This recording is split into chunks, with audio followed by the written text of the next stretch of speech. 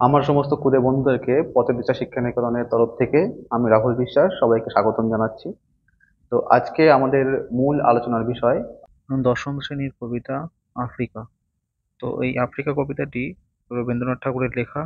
আর এর উৎস সম্পর্কে বলতে গেলে এটি প্রথম প্রকাশিত হয়েছিল প্রবাসী পত্রিকায় 1343 বঙ্গাব্দের চৈত্র সংখ্যায়। এর পরবর্তীতে এটি পত্রপুট কাব্যগ্রন্থের দ্বিতীয় সংস্করণে 16 সংখ্যক মানে 16 নম্বর কবিতা হিসেবে প্রকাশ হয়। এরপর সঞ্চয়িতায় এটি আফ্রিকা কবিতা নামে সংকলিত হয়। তো এর প্রেক্ষাপট যদি বলতে হয়, সাধারণত 1935 খ্রিস্টাব্দের পরবর্তীতে, যদিও এই কবিতাটা কিন্তু লেখা 1937 সালে 10ই ফেব্রুয়ারি। তো 1935 খ্রিস্টাব্দের দিকে ইতালির মুসোলিনি হচ্ছে আফ্রিকার ইথিওপিয়ার আবিসিনিয়া আক্রমণ করেছিল। মুসোলিনির নেতৃত্বে এখানে আক্রমণ করা হয়েছিল। তো এই যে বর্বর হত্যাকাণ্ড বা সেখান থেকে যে দাসদের সংগ্রহ করে নিজেদের দেশে নিয়ে গিয়ে দাস করে রাখা এবং আফ্রিকাকেও কবলে ফেলে তাদেরকেও দাস করে রাখা, নিজের আফ্রিকা মানে হয়ে যাওয়া, অন্যের অধিকারে চলে যাওয়া। তো এই এই জন্য আহ, আহ, রবীন্দ্রনাথ ঠাকুরের অনুজ কবি ছিলেন অমিয় চক্রবর্তী। তো তিনি খুব ব্যথিত হয়েছিলেন এবং এই বিষয়টা বিস্তারিত জানিয়ে রবীন্দ্রনাথকে একটি পত্র লিখেছিলেন যে আফ্রিকার বিষয়ে অবলম্বন করে একটা কবিতা লেখার জন্য। তো এই জন্যই কিন্তু রবীন্দ্রনাথ ঠাকুর আফ্রিকা কবিতাটি লিখেছিলেন। তো এই কবিতাটির আলোচনা করার সময় রবীন্দ্রনাথ ঠাকুর কিন্তু কিছু বেশ ভৌগোলিক দিকটাও নজর রেখেছিলেন। জানি না কতটা ঠিক আমি আলোচনায় বলছি, তবুও তিনি চেষ্টা করেছিলেন। হুম, ভৌগোলিক ব্যাখ্যাকে তিনি কিন্তু সাহিত্যে রূপদান করেছেন। কিভাবে, চলো দেখে নেওয়া যাক। উদ্ভ্রান্ত সেই আদিম যুগ, অর্থাৎ আদিম যুগে পৃথিবী ছিল উদ্ভ্রান্ত, মানে তার এলোমেলো বা এলোপাথারি বা দিশাহারা, দিশাহীন বলতে পারো, ব্যাকুল। তো সেই উদ্ভ্রান্ত, মানে যখন একদম আদিম যুগ, পৃথিবীর সৃষ্টির প্রথম পর্যায়ে যখন মানুষ আদিম ছিল, যুগটাও আদিম ছিল, তো সেই সময় এই আফ্রিকা সৃষ্টি হয়েছিল। কিভাবে? কারণ প্রথম যুগে আমরা জানি যে তুষার যুগ থেকে শুরু করে এরকম অনেক যুগ কিন্তু সৃষ্টি হয়েছিল, আবার বারংবার ধ্বংস হয়েছিল। তো পৃথিবী ধীরে ধীরে যখন তৈরি হয়েছিল, প্রথম দিকে স্রষ্টা অর্থাৎ যিনি পৃথিবী সৃষ্টি করেছেন, আহ, তিনি নিজের প্রতি অসন্তুষ্ট ছিলেন। কি বলছে? স্রষ্টা যখন নিজের প্রতি অসন্তোষে, অর্থাৎ স্রষ্টা অর্থাৎ যিনি সৃষ্টি করেছেন তিনি নিজের প্রতি অসন্তুষ্ট ছিলেন তার সৃষ্টি নিয়ে। তাই কি করছিলেন? নতুন সৃষ্টিকে বারবার করছিলেন বিধ্বস্ত। তাই তিনি তার সৃষ্টিকে যতটা রূপদান করছিলেন, সন্তুষ্ট থাকতে পারছিলেন না যে আমি হয়তো এর থেকে আরো ভালো করে করতে পারবো। তাই দেখো একে একে কত যুগ বিলুপ্ত হয়েছে। ডাইনোসর যুগ থেকে শুরু করে সব একে একে পরস্পর অনেকগুলো যুগই কিন্তু বিলুপ্ত হয়েছে। আর পৃথিবী নতুন ভাবে ফরমেশন হয়েছে, তৈরি হয়েছে আবার। ঠিক সেরকম ভাবেই আহ আফ্রিকাও কিন্তু একদিন তৈরি হয়। কিভাবে? এই পরিস্থিতিতে তার সেই অধৈর্যে, ঘন ঘন মাথা নাড়ার দিনে, এখানে এটা দুটি অর্থে প্রযুক্ত। একটা, যে স্রষ্টা মাথা নাড়া, কারণ নিজের প্রতি তিনি সন্তুষ্ট থাকতে পারছিলেন না। আর একটা মাথা নাড়া বলতে এই যে ভূমিকম্প বলা যেতে পারে, যে ভূমিকম্পের ফলে যে মাটি কেঁপে ওঠা। তো ভৌগোলিক ব্যাখ্যা অনুযায়ী আমাদের পৃথিবী অনেকগুলি ছোট বড় মাঝারি পাত দ্বারা গঠিত। সেই পাতগুলি সর্বদাই অ্যাস্তনোস্ফিয়ারের পরিচালন স্রোতের উপরে ভাসমান, যেগুলি কখনো একটি মানে পরিচালন স্রোতের কারণে একটি পাত কখনো অপরের দিকে চলে আসে, কখনো এক অপরের থেকে দূরে সরে যায়। এর ফলে কিন্তু এই ভূমিকম্পগুলো দেখা যায়। তো যাই হোক, এই মাথানাড়া কেন বলা হয়েছে, তার কারণ এই মাথানাড়া বা এই টেকটনিক প্লেটের চলনের জন্যই কিন্তু আফ্রিকাটা তৈরি হয়েছিল। তাই এই যে পরের লাইনে তিনি ক্লিয়ার করে দিয়েছেন যে রুদ্র সমুদ্রের বাহু প্রাচী ধরিত্রীর বুক থেকে ছিনিয়ে নিয়ে গেল তোমাকে আফ্রিকা। অর্থাৎ রুদ্র সমুদ্রের বাহু, এটা কিন্তু যেটা সমুদ্র, সাধারণ সমুদ্র নয়, অর্থাৎ অ্যাস্টেনোস্ফিয়ারকে আমরা অন্য বিক্ষুব্ধ মণ্ডল নামেও জানি। তো যাই হোক, এই অ্যাস্টেনোস্ফিয়ারের পরিচালন স্রোত, এটাকে রুদ্র সমুদ্র বলা হয়েছে, সমুদ্রের বাহু। সে যেন প্রাচী ধরিত্রী অর্থাৎ পূর্ব দিকের ধরিত্রী থেকে ছিনিয়ে নিয়ে গেছে আফ্রিকা, অর্থাৎ পাতের চলন একটা পাত থেকে আরেকটা পাতকে আলাদা করে নিয়ে গেছে। ঠিক আমরা যেভাবে পড়েছিলাম প্যানজিয়া ও প্যান্থালাসের বর্ণনা, অর্থাৎ পৃথিবীর সৃষ্টি এতগুলো প্লেটের সৃষ্টির পূর্বে পৃথিবী একটা একক ভূখণ্ড হিসেবে অবস্থান করতো যার নাম ছিল প্যানজিয়া। সেই প্যানজিয়াই কিন্তু ধীরে ধীরে ভেঙে এই রুদ্র সমুদ্র বলো, রবীন্দ্রনাথ ঠাকুরের কথা অনুযায়ী, বা অ্যাস্তন স্কেলের পরিচালন স্রোত বলো, ভৌগোলিক ব্যাখ্যা অনুযায়ী, এর কারণেই কিন্তু এই প্লেটগুলো ভেঙে আলাদা হয়ে এক একটা ভূখণ্ড, আলাদা আলাদা ভূখণ্ড সৃষ্টি হয়েছে। আমাদের ভারতও কিন্তু তার মধ্যে একটা। ঠিক সেইভাবে তিনি বলছেন পূর্ব দিকের ভূখণ্ড থেকে আফ্রিকাকে ছিনিয়ে নেওয়া হয়ে গেছে, ছিনিয়ে নিয়ে একটা আলাদা ভূখণ্ড তৈরি করা, মহাদেশ তৈরি করা হয়েছে। কিন্তু যদি ভৌগোলিক ব্যাখ্যা অনুযায়ী দেখা যায়, পাতের চলনটা ভালোভাবে খেয়াল করা যায়, তাহলে কিন্তু আফ্রিকা কিন্তু এর আগে উত্তর আমেরিকা দক্ষিণ আমেরিকার সঙ্গে যুক্ত ছিল। তোমরা চাইলে ব্লগটা নিয়েও দেখতে পারো, একটা জিগস অফ পাজলের মতন দেখতে ওর সঙ্গে অ্যাটাচ হয়ে যাচ্ছে। ঠিক আছে, যাই হোক, কবির কথা অনুযায়ী প্রাচী ধরিত্রীর বুক থেকে, অর্থাৎ পূর্ব দিকে আছে এশিয়া মহাদেশ, আফ্রিকার পূর্ব দিকে আছে এশিয়া মহাদেশ, আর উত্তর পূর্ব দিকে আছে ইউরোপ মহাদেশ। তো ওই ইউরোপ মহাদেশের কাছাকাছি যেহেতু তিনি সেই সোর্সেই হয়তো তিনি এরকম দিয়েছেন যে হয়তো ইউরোপ থেকে এরা সরে চলে এসছে। যাই হোক, আমাদের এটুকুনি ধরে এগোতে হবে যে প্রাচীন মানে পূর্ব দিকের ধরিত্রী, অর্থাৎ পূর্ব দিকের ভূখণ্ড থেকে আফ্রিকা মহাদেশটির সৃষ্টি হয়েছে কবির কথা অনুযায়ী। যাই হোক, এর পরবর্তীতে বাঁধলে তোমাকে বনস্পতির নিবিড় পাহারায় কৃপণ আলোর অন্তঃপুরে, অর্থাৎ যেন এক মায়ের কোল থেকে তাকে ছিনিয়ে নেওয়া হলো, ছিনিয়ে নিয়ে এসে তাকে ফেলে দেওয়া হলো এক আহ, জঙ্গলে বলতে গেলে চলে। কেননা দেখো, বনস্পতির নিবিড় পাহারা বলতে কিন্তু বড় বড় গাছ যার চারপাশে রয়েছে সেরকম একটা জায়গা। তো সেইখানে যেন বনস্পতি দিয়ে পাহারাদার হিসেবে দাঁড় করিয়ে তাকে সেখানে বেঁধে দেওয়া হয়েছে। আর কৃপণ আলোর অন্তঃপুরে, দেখো, আফ্রিকাকে অন্ধকারাচ্ছন্ন মহাদেশ বলা হয়, সেটাকে তিনি ভৌগোলিক ভাবে বলেছেন কৃপণ আলোর অন্তঃপুর। সরি, সাহিত্যিক ভাবে বলেছেন, ভৌগোলিক ব্যাখ্যাকে সাহিত্যিক ভাবে বলেছেন যে কৃপণ আলোর অন্তঃপুর, অর্থাৎ আলো সেখানে পৌঁছাতে গিয়ে কিপটামি করে। সেখানে চারপাশে এত পরিমাণ গাছপালা যেখানে আলো ঠিকঠাক ভাবে পৌঁছাতে পারে না। আচ্ছা, এরপর কি আছে, সেখানে নিভৃত অবকাশে, অবকাশ মানে ছুটি, এবার তার সে যেহেতু এতটা পথ অতিক্রম করে এসছে, তাকে একটা সময় দেওয়া হচ্ছে, সে একাকী নির্জন জায়গায় অবকাশ মানে ছুটিতে সে কি করছে, সংগ্রহ করছিল দুর্গমের রহস্য। এবার পৃথিবীর যে সৃষ্টি, বা একটা বাচ্চা যেমন ধীরে ধীরে বড় হওয়ার সময় সবকিছু তার কাছে দুর্গম থাকে, সে আস্তে আস্তে বুঝতে শুরু করে ছোট থেকে, যেভাবে আস্তে আস্তে বুঝছে যে কিভাবে আহ আকাশ সৃষ্টি হয়েছে, কিভাবে বাতাস, কিভাবে মাটি, সবগুলো যখন বুঝতে শুরু করে, ঠিক সেইভাবে দুর্গম যে পরিবেশ, সেই পরিবেশের রহস্যগুলো সে আস্তে আস্তে শিখছিল, বুঝছিল, চিনছিলে জলস্থল আকাশের দুর্বোধ সংকেত। অর্থাৎ একটু আগে যেটা বললাম সেটারই এক্সটেন্ডেড ব্যাখ্যা এটা, যে জল, স্থল আর আকাশের মধ্যে যে সংকেত আছে, হ্যাঁ, সেগুলো আস্তে আস্তে আফ্রিকা শিখছিল।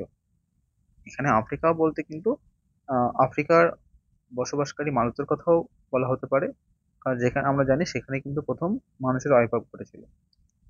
যাই হোক, প্রকৃতির দৃষ্টি অতীত জাদু মন্ত্র জাগাচ্ছিল, অর্থাৎ প্রকৃতির মধ্যে যে জাদু, আহ, মানে জাদু দৃষ্টি আছে, হ্যাঁ, সেটা যেন তার মনে মন্ত্রের মতো কাজ করছিল। সাধারণত মন্ত্রতন্ত্র দ্বারা আমরা নিজের মনকে অনেক উন্নত করি বা মুক্ত করি, ঠিক সেরকম ভাবে যেন জাদু মন্ত্র দ্বারা আফ্রিকা আস্তে আস্তে সবকিছু শিখছিল, প্রকৃতির সব দুর্বোধ সংকেতকে। তোমার চেতনা মনে, অর্থাৎ তার মনে যেন, দেখো, জাদু মন্ত্র কেন বলা হচ্ছিল, হচ্ছে তার কারণ হচ্ছে, দেখো, একটা শিশু যেমন ছোট থেকে বড় হয়ে ওঠে, তার মনে কিন্তু মন্ত্রের মতো কাজ করে বিভিন্ন বিষয়, তার জন্য সে কিন্তু আস্তে আস্তে শিক্ষিত হয়ে ওঠে, বিভিন্ন আদর্শে দীক্ষিত হয়ে ওঠে। ঠিক সেভাবে আফ্রিকাও যেন ওই ছোট থেকে ধীরে ধীরে চেতনা সৃষ্টি হচ্ছে তার মনে, সক্রিয় তার মানে নলেজে আসছে, জ্ঞান হচ্ছে তার আর কি। বিদ্রূপ করছিল ভীষণকে বিরূপের ছদ্মবেশে। এবার আফ্রিকার যে ছদ্মরূপ, মানে যে রূপটা, সেটা হচ্ছে বিরূপের মতন, যেটা কুৎসিত বা কদাকার। আফ্রিকা যেহেতু এরকম পিচ্ছিল পরিবেশ, বা জলস্থল বাতাসে মানে যেরকম জলে স্থলে সব জায়গায় বিপদ, কারণ আমরা জানি আফ্রিকা সবচেয়ে ভয়ানক প্রাণীদের বাস, মরুভূমি এত বড়, আমাজন জঙ্গল, আমাজন নদী। তো এখানে যে একটা পরিবেশ, সেটাকে বিরূপ বলা হচ্ছে, কদাকার পরিবেশ। সেখানে যেন বিদ্রুপ করছিল ভীষণকে, অর্থাৎ তার থেকে যেন ভয়ানক কেউ হতে পারে না সেরকম ভাবে বলা হয়েছে। শঙ্কাকে চাচ্ছিলে হার মানাতে, আপনাকে উগ্র করে বিভীষিকায় প্রচন্ড মহিমায়, মানে কি, যে যে আশঙ্কা আছে সেই আশঙ্কাগুলি সবকিছুকেই হার মানাতে চাইছে। দেখাচ্ছে যে আমি যা উগ্র তার থেকে আর কেউ বেশি উগ্র হতে পারে না, আমি নিজেকে যা উগ্র করে তুলেছি। ঠিক যেভাবে একটা মাতৃহারা শিশু যখন দিন দিন বড় হয়ে ওঠে, সে কিন্তু আহ একটা তার মধ্যে যে কঠোর ভাবটা চলে আসে, স্নেহ বা লালন পালনের অভাবে তার মধ্যে যে একটা কঠোরতা দেখা দেয়। আফ্রিকাও যেন ঠিক সেরকম ভাবে নিজেকে কঠোর করে তুলেছিল। তার কাছে আর কোনোই আশঙ্কার কোনো বিষয়ই ছিল না তার কাছে, সবকিছু তার কাছে যেন হার মানে, এতটাই উগ্র। হ্যাঁ, বিভীষিকায় প্রচন্ড মহিমার দ্বারা তাণ্ডবের দুন্দুভি নিনাদে। দুন্দুভি নিনাদ অর্থাৎ আহ জনবাদ্য, যুদ্ধের সময় যেন যেরকম বাজনা বাজে, তার মানে এখানে বলতে চেয়েছেন মহাদেব শিবের যে প্রলয় রুদ্র রূপ, সেই সময় নাচের ফলে যে ধ্বংস বা সৃষ্টি হয়, সেরকম যেন এই দুন্দুভি নিনাদে আফ্রিকার টা সৃষ্টি হয়েছিল নিনাদের দ্বারা। হায় ছায়াবৃতা, কালো ঘোমটার নিচে অপরিচিত ছিল তোমার মানব রূপ, উপেক্ষার আবিল দৃষ্টিতে। অর্থাৎ ছায়ায় আবৃতা, যেহেতু সেখানে আলো পৌঁছায় না, সেই অঞ্চলটা একটা কালো ঘোমটার মতো। ঠিক আছে। আর আরেকটা ভাবে বলা যেতে পারে যে এখানে যেহেতু সভ্যতার আলো পৌঁছায়নি, তাই সেটা যেন কালো ঘোমটার নিচে ছিল, তার মানবরূপ সবার কাছে অপরিচিত ছিল। অর্থাৎ আফ্রিকার অরণ্য ঘন পরিবেশের যে মানুষ, তাদেরকে সাধারণত লোকে প্রথমে পরিচিত হয়নি যে এখানেও মানুষ থাকতে পারে এরকম একটা পরিবেশে। তার মধ্যেও কিন্তু মানুষ ছিল। অপরভাবে বলা যেতে পারে আফ্রিকার মধ্যে যে মানব রূপ, সেটাও কিন্তু আহ, কেউ জানতে পারেনি আগে, যে এখানে গিয়েও মানে কোনো মানুষ থাকতে পারে বা বাস করতে পারে। অর্থাৎ এটা কিন্তু এখানে মানুষের বাস করা বাইরে থেকে যায়নি, এরা কিন্তু এখানেই প্রথম আফ্রিকায় মানুষের আবির্ভাব ঘটেছিল বিভিন্ন রকম পরম্পরা অনুযায়ী, বিভিন্ন পর্যায় অতিক্রম করে। কিন্তু তারা উপেক্ষিত ছিল, যেহেতু তারা অসভ্য বা বর্বর হিসেবে আমরা তাদেরকে দেখি। তাদের যে সভ্যতা, সেই সভ্যতাকে পিছিয়ে পড়া সভ্যতা হিসেবে দেখা হয়। যাই হোক, পরবর্তীতে এলো ওরা লোহার হাতকড়ি নিয়ে, নখ যাদের তীক্ষ্ণ তোমার নেকড়ের চেয়ে। অর্থাৎ লোহার হাতকড়ি নিয়ে কারা আসছে? যারা ইউরোপীয় শক্তি, অর্থাৎ সেই ইথিওপিয়ার বলেছিলাম যে প্রেক্ষাপট সেটাই। তো লোহার হাতকড়ি নিয়ে তারা কি করবে? তাদেরকে বন্দি করে নিয়ে যাবে বা আফ্রিকাকে বন্দি করবে। যেমন ভাবে ইউরোপীয়দের কি, তাদের আহ, চোখের নেশা, যে আমার যেটুকুনি আছে সেটুকুনি তোমার হচ্ছে না, আমার আরো লাগবে। এই যে সাম্রাজ্য দখলের লড়াই, আমরা ভারতটাও কিন্তু ইউরোপীয়দের হাতে বন্দী ছিলাম। ঠিক সেইভাবে ইউরোপীয়রা যেখানেই পেয়েছে, তারা সেখানেই তাদের ক্ষমতা বা কদর্য চেহারাটা দেখিয়ে এসছে, সেখানটা দখল করে এসছে। তাই বলছে সেই মানুষরাই আফ্রিকাকেও বাদ দেয়নি। এত দুর্গম একটা জায়গা, সেই জায়গাতেও তারা পৌঁছে গেছে লোহার হাত করে নিয়ে। নখ যাদের তীক্ষ্ণ তোমার নেকড়ের চেয়ে। এবার তুমি কি নিজেকে খুব কঠিন করে রেখেছিলে, তাই তো, মানে একটা চ্যালেঞ্জ নিয়ে, সেইভাবে সেখানেও পৌঁছে গেছে তারা। তোমার নেকড়ে বা কত হিংস্র, তার থেকেও হিংস্র এই মানুষগুলো। এলো মানুষ ধরার দল, গর্বে যারা অন্ধ তোমার সূর্যহারা অরণ্যের চেয়ে। অর্থাৎ তাদের যে সভ্য হওয়ার গর্ব, সভ্যতার যে গর্ব, সেই গর্বে ওরা এতই অহংকার হয়ে এতই মতমত্ত হয়ে রয়েছে, বা এতই তাদের অহংকার, যে আফ্রিকার যে অন্ধকার, তার থেকেও তাদের মন বেশি অন্ধকারে আচ্ছন্ন হয়ে রয়েছে। তাদের মন থেকে যেন সূর্য হারিয়ে গেছে, তাদের মনে যেন সভ্যতা বা করুণার কোনো কিরণ নেই। মানে সামনে উপরের থেকে দেখাচ্ছে সভ্য, তাদের ভেতরে হচ্ছে বর্বর, মানসিকতা বর্বর। তাই বলছে পরের লাইনেই, সভ্যের বর্বর লোভ নগ্ন করলো আপন নির্লজ্জ অমানুষতা। এবার সে সভ্য হতে পারে, তার মধ্যে যে বর্বর লোভ রয়েছে, এই লোভই তাকে অসভ্য মানুষে পরিণত করেছে। তাই তার নগ্ন করেছে, অর্থাৎ এখানে প্রকাশ করেছে তার ভেতরের যে নির্লজ্জ মানসিকতা রয়েছে, সেই মানসিকতা প্রকাশ করে দিয়েছে। তোমার ভাষাহীন ক্রন্দনে বাষ্পাকুল অরণ্য পথে পঙ্কিল হলো ধূলি তোমার রক্তে অশ্রুতে মিশে। অর্থাৎ আফ্রিকার যে ক্রন্দন, সেই ক্রন্দনের জন্য সারা সব জায়গায় যেন বাষ্পাকুল, অর্থাৎ চোখের জল যেন সব জায়গায় ছড়িয়ে রয়েছে সারা অরণ্য পথে। অরণ্যের অরণ্য যেখানে যেখানে রাস্তায় আছে, সে রাস্তা সব জায়গায় যেন আফ্রিকার চোখের জল, চোখের জলে ভাসছে। এবং এই চোখের জল এতটাই হয়েছে যাতে পঙ্কিল হলো ধূলি, রক্তে অশ্রুতে মিশে, অর্থাৎ সেই চোখের জল আর তাদের উপরে অত্যাচারের যে রক্ত, এই সব একসঙ্গে মিশে যেন আফ্রিকার পথঘাট সব রক্ত পিচ্ছিল হয়ে গেছে, পঙ্কিল হয়ে গেছে, মানে কর্দমাক্ত হয়ে গেছে। দস্যু পায়ের কাটামারা জুতোর তলায় বীভৎস কাদার পিণ্ড চিরচিহ্ন দিয়ে গেল তোমার অপমানিত ইতিহাসে। অর্থাৎ দস্যু ডাকাতদের যেমন কাটা কাঁটাওয়ালা জুতো থাকে পায়ে পরা, ঠিক সেই ভয়ানক ডাকাতদের সঙ্গে তুলনা করা হয়েছে এই ইউরোপীয় বাসীদের। তারাও যেন এখানে এসে এদেরকে ওই পায়ের তলায় এরকম ভাবে দমন পীড়ন করেছে, অর্থাৎ তাদেরকে পরাজিত করেছে এবং তাদেরকে বন্দি করেছে। সেটা যেন ওই তাদের পায়ের তলায় যেন ওরকম বীভৎস কাদার পিণ্ড সব লেগে আছে।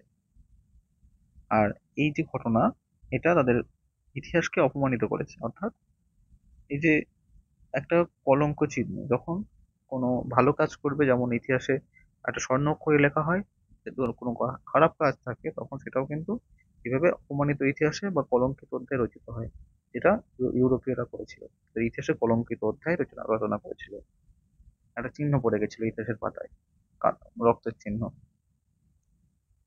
সমুদ্র পাড়ে সেই মুহূর্তেই তাদের পাড়ায় পাড়ায় মন্দিরে বাজছিল পুজোর ঘন্টা। তারা এদিকে এসে পাপ করছে, অথচ তাদের সমুদ্র পাড়ে, অর্থাৎ তাদের নিজের জায়গায়, সমুদ্রের অপর পাড়ে যেখানে ইউরোপ অবস্থিত, সেইখানে প্রত্যেকটা পাড়ায় পাড়ায়, বাড়িতে বাড়িতে, মন্দিরে, সব জায়গায় পুজোর ঘন্টা বাজছিল। অর্থাৎ তারা কাজ করে যাচ্ছে এরকম নিচু কাজ, এদিকে মন্দিরে পুজো করে তারা পুণ্য সঞ্চয় করতে যাচ্ছে। সকালে সন্ধ্যায় দয়াময় দেবতার নামে শিশুরা খেলছিল মায়ের কোলে। অর্থাৎ দেবতার নাম করে, দয়াময় দেবতা অর্থাৎ দেবতা কাছে তারা দয়া চায়, দয়া ভিক্ষা করে, করুণা ভিক্ষা করে। এদিকে তারা গিয়ে হচ্ছে ইউরোপীয়রা গিয়ে আফ্রিকায় বর্বরচিত আচরণ আচরণ করে এসেছে। এদিকে তাদের যে শিশুরা, তারা খেলছিল মায়ের কোলে, আর এরা কি করেছে, এরা মায়ের কোল থেকে শিশুগুলোকে টেনে নিয়ে রাস্তায় ফেলে রেখেছে, তাদের উপরে অত্যাচার করেছে।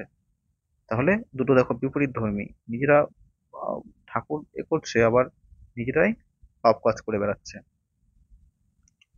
কবির সঙ্গীতে বেজে উঠেছিল সুন্দরের আরাধনা। অর্থাৎ এই যে পরিবেশ, মানে এটা কিন্তু সম্পূর্ণ ইউরোপের কথা বলা হচ্ছে, যে আফ্রিকার কথা এই প্রসঙ্গটা এখানে বাদ গেছে। ইউরোপে গিয়ে তারা কি করছে, সুন্দরের আরাধনা বেড়ে উঠছে। অর্থাৎ তারা যে কবি আছে, সেই কবিরা ভালো ভালো কবিতা লিখছে, রোমান্টিক কবিতা।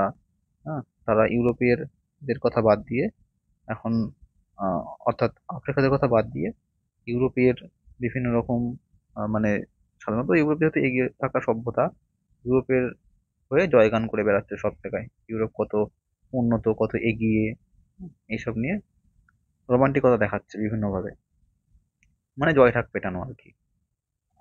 তাদের যে কদর্য রূপ, সেটা কবিরা কিন্তু ফুটিয়ে তুলছে না, সাহিত্যিকরা কিন্তু কোনো সাহিত্যে তাদের এই এই যে ব্যবহারগুলো কোনো জায়গায় লিখছে না।